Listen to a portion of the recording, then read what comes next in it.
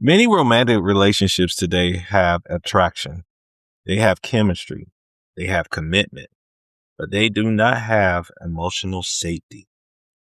Two people can sleep in the same bed and still feel miles apart. Two people can say, I love you, and still not feel secure. Why is that? Because emotional intimacy is not automatic.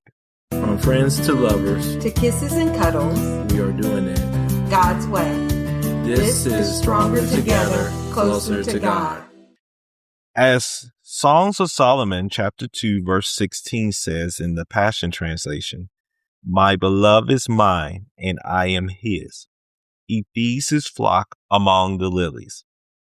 Now that sounds beautiful, and that sounds safe. That sounds secure. But many couples do not experience that kind of belonging. Instead, they experience guarded conversations, defensive reactions, emotional withdrawal, silent competition, fear of being misunderstood. They are committed, but not fully known. They are faithful, but not fully open. They are present, but not fully safe. And over time, that lack of emotional safety erode joy. Let's look at that verse closer.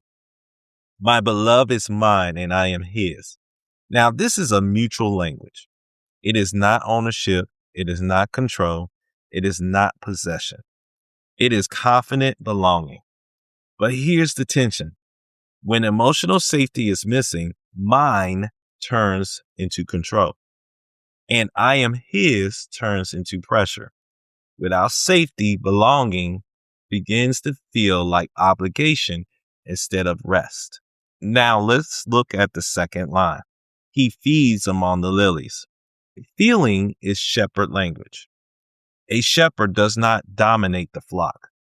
Instead, a shepherd nourishes, guides, and protects. Lilies are soft terrain. They are beautiful. They're not harsh. This imagery tells us that emotional intimacy thrives in gentleness. But here's what's often happening in real relationships. One partner opens up and is corrected. One partner shares a fear and is minimalized. One partner expresses hurt and is dismissed. After that happens a few times, vulnerability shuts down. Walls go up. Tone becomes sharper and communication becomes strategic instead of honest. And what was meant to be a safe place becomes guarded ground. You begin managing the relationship instead of resting in it. That is emotional isolation inside covenant, and it is exhausting. So what's the solution? Songs of Solomon, chapter 2, verse 16 gives us the model. My beloved is mine, and I am his. That is secure attachment. That means I belong here, I am wanted here, and I feel safe here.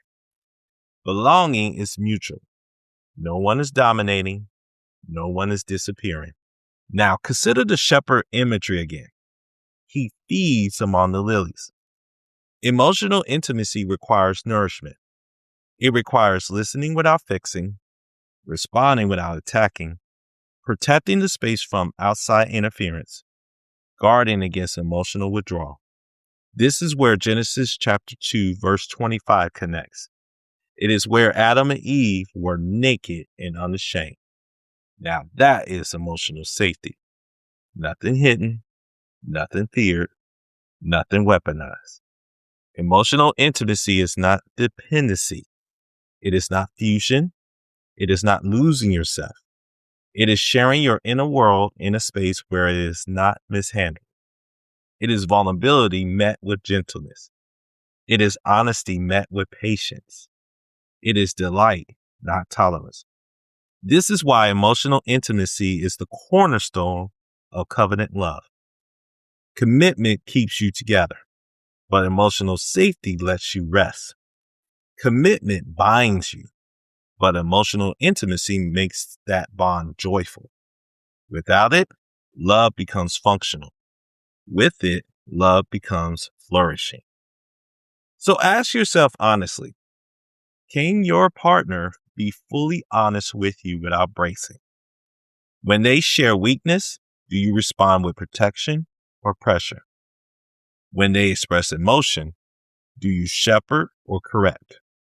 And for yourself, are you emotionally available or have you withdrawn because you were not met with safety? This week, choose one step. Share one fear you usually hide. Listen without interrupting. Respond gently instead of defensively. Express delight instead of a silent expectation. Emotional intimacy is cultivated. It does not happen by accident. It grows when vulnerability, protection, and delight flows both ways.